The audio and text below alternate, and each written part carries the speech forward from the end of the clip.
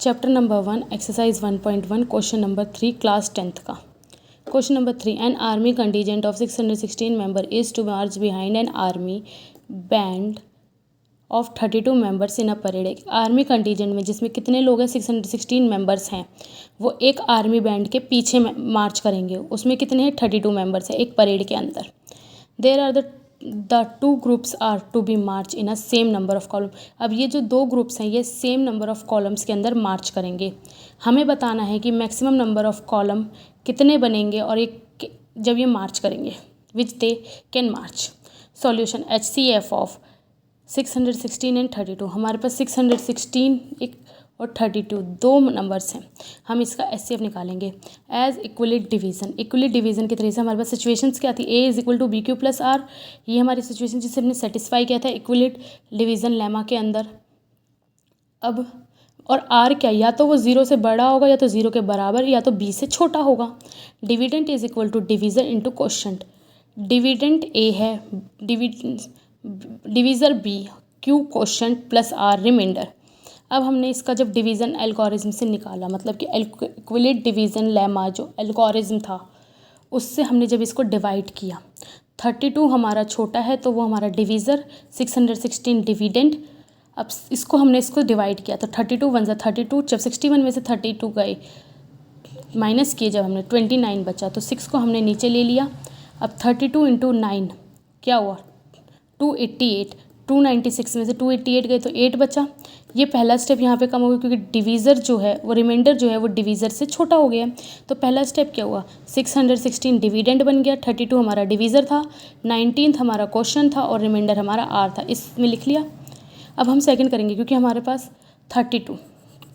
अब हमारा डिविडेंड क्या बन गया 32, डिवीज़र क्या बन गया 8 और 8 इंटू 4 32, तो माइनस किया तो 0 आया, सेकंड बन गया स्टेप। HCF क्या निकला ऐसे ही, लास्ट स्टेप में जो हमारा डिवीज़र होता है वो हमारा HCF होता है क्योंकि HCF of 616 and 32 is equal to 8।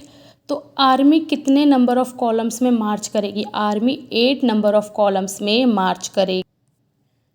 ऐसे ही हम अगला क्वेश्चन नंबर एक्सरसाइज 1.1 का ही अगला क्वेश्चन है क्वेश्चन नंबर 4, जिसमें use Euclid division lemma to show that square of any positive integer is either of in the form of 3m या और m plus 3m plus 1 और सम इंटीजर m। मतलब कि एक इंटीजर है m, अगर हम किसी भी नंबर ऑफ मतलब कि किसी भी पॉजिटिव इंटीजर का स्क्वायर करेंगे तो वो किस फॉर्म में आना चाहिए 3m या 3m प्लस 1 की फॉर्म में। अब हम क्या करते हैं इसमें एक लेते हैं let a be as any positive integer. हमने a को कोई भी पॉजिटिव इंटीजर ले लिया और b क्या ले लिया 3 ले लिया as Euclid division lemma. Euclid division lemma में एक सिचुएशन थी जो हमने बताई थी आपको, a is equal to BQ plus R, where R क्या होगा, या तो वो 0 के बराबर होगा, 0 से छोटा हो बड़ा होगा, 0 के बराबर या 0 से बड़ा, बट B से हमेशा छोटा होगा। a is equal to 3Q plus R, ये हमारी सिचुएशन जो हमने निकाली है। और B क्या है हमारा 3 और 0 से R की क्या वैल्यूज़ हो सकती है, तो 0 या 0 से बड़ा बट 3 से छोटा। तो हमारा R क्या क्या हो सकता है, R हमारा हो सकता है 0 1 2। अब हम इसके जो हमारी ये सिचुएशन थी इसके अंदर हम लगा के देखते हैं। a is equal to 3Q plus 0, 0 क्योंकि R 0 है तो क्या आया a is equal to 3Q आ गया। तो हम स्क्वायरिंग बोथ साइड करते हैं, तब a square is equal to 3Q का होल स्क्वायर, तो a square is equal to 9Q square. a square is equal to हमने 3 को कॉमन लिया, 3Q स्क्वायर कर दिया, ब्रैकेट में ले लिया इसे लेट। अब हम क्या सोचते हैं कि हम इसको K1 ले लेते हैं, जो 3Q स्क्वायर था उसको K1 लें, तो a स्क्वायर क्या हो गया 3K। ऐसे ही हम आते हैं 1 लेते हैं, a is equal to 3Q plus 1, तो squaring both side a square is equal to 3Q plus 1 का होल स्क्वायर। हमने a प्लस b का होल स्क्वायर का फॉर्मूला पढ़ा था, a square plus 2ab plus b square, वही इसमें डालेंगे। a square is equal to 9Q square plus 6Q plus 1 a square. अब हमने 3 को कॉमन लिया, 3Q स्क्वायर प्लस 2Q को लिया ब्रैकेट के अंदर प्लस 1 लेट। अब हमने इसको लेट कर लिया, जो 3Q स्क्वायर प्लस 2Q था हमने इसको लेट कर लिया K2, तो a square is equal to 3K2। R is equal to 2, a is equal to 3Q plus 2, squaring both side, जब हमने इसको स्क्वायर किया तो a square is equal to 3q plus 2 का whole square. A square is equal to 9q का स्क्वायर plus 12q plus 4। A square is equal to 9q square plus 12q। अब हम 4 को क्या लिख सकते हैं, 3 प्लस 1। 4 को क्या लिख सकते हैं हम, इसको 4 को तोड़ सकते हैं ना 3 प्लस 1 में, वो हमने किया। अब हमने क्या किया, जब हमने कॉमन निकाला तो 3 आ गया। इन चीज सब में से कॉमन निकाला 9q 12q, 9q का स्क्वायर 12q प्लस 3 में से कॉमन 3 निकाल लिया है, तो 3q plus 4q plus 1 plus 1। तो लेट हमने इसको पूरे को क्या लेट कर लिया, 3q square plus 4q plus 1 को k3। तो a square is equal to 3k3 plus 1। अब हमारा k1 k2 k3 कोई भी इंटीजर्स हैं, अगर ये हमारे कोई भी इंटीजर, तो square of any positive integer is in the form of 3m plus m plus 1, क्योंकि m और m प्लस 1 भी क्या है, हमारे कोई ना कोई इंटीजर्स हैं। क्वेश्चन नंबर 5 पे, क्वेश्चन नंबर 5 क्या है, use Euclid division lemma to show that the cube of any positive integer is the form of 9m plus 1 और 9m प्लस 8। कि कोई भी एक इक्विलिड डिवीज़न लेमा के अंदर अगर हम किसी भी पॉजिटिव इंटीजर का क्यूब करते हैं तो वो किसकी फॉर्म में हो, 9m प्लस 1 और 9m प्लस 8 की फॉर्म में। अब हम सॉल्यूशन देखते हैं इसका। लेट ए, हमने ए को कोई भी पॉजिटिव इंटीजर मान लिया और बी को क्या माना, 3।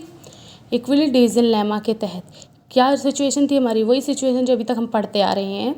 ए is equal to b q plus r, where r is greater than 0 या equal to 0 and smaller than b. तो हमारी सिचुएशन क्या बनती है, हमारा a is equal to 3q plus are.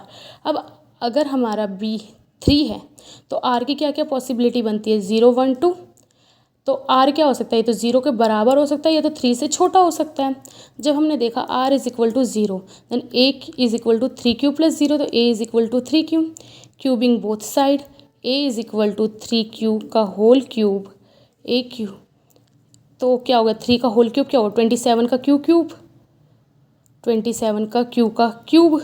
A cube is equal to 9 को हमने common लिया, 3 क्यूब को अंदर रख दिया, 3 क्यूब को अंदर रख दिया। ए क्यूब इज इक्वल टू, अब हमने 3 क्यूब को क्या माना है, हमने m मान लिया, तो हमारा ये क्या आया 9m आया। ऐसे ही r इज इक्वल टू 1, जब हम r को 1 लेते हैं तो a is equal to 3q plus 1, cubing both side. a cube का हमने यहाँ पे हमने आइडेंटिटी यूज़ की है a प्लस बी का होल क्यूब, वो क्या होता है a cube plus b cube plus 3a square b plus 3ab का whole square. a cube is equal to, अब a क्या था हमारा यहाँ पे 3q प्लस b है, यहाँ पे 1 है, 3q प्लस 1 है। हम इसका जब आइडेंटिटी में डालेंगे तो 3 क्यूब का होल क्यूब प्लस 1 का क्यूब इंटू प्लस में 3 इंटू 3 क्यूब का whole square into 1 plus 3 into 3 cube into 1 का होल स्क्वायर। तो क्या निकलता है ये हमारा 27 का क्यूब प्लस 1 का कितना भी क्यूब कर लो 1। अब 3 पहले तो 3 का क्यूब करेंगे, स्क्वायर करेंगे तो 9 इंटू 3 27 का क्यू स्क्वायर प्लस 9 का क्यूब, क्योंकि 3 3 ज़ा 9 इंटू 1 का तो स्क्वायर करो तो भी 1 ही रहेगा, तो 3 3 ज़ा 9 इंटू 1 1 9, 3 इंटू 3 9 इंटू 1 9 और क्यू का क्यू ए क्यूब। अब हम इसको ना एक फॉर्म में लिख लेते हैं, जैसे कि 27 क्यू फिर 27 Q square plus 9 Q plus 1।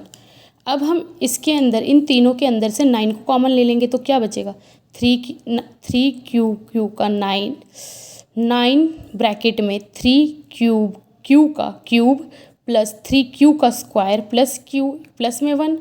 अब हम इस पूरे को हम फिर से m मान लेते हैं तो क्या होगा 9m plus 1, a cube is equal to 9m plus 1।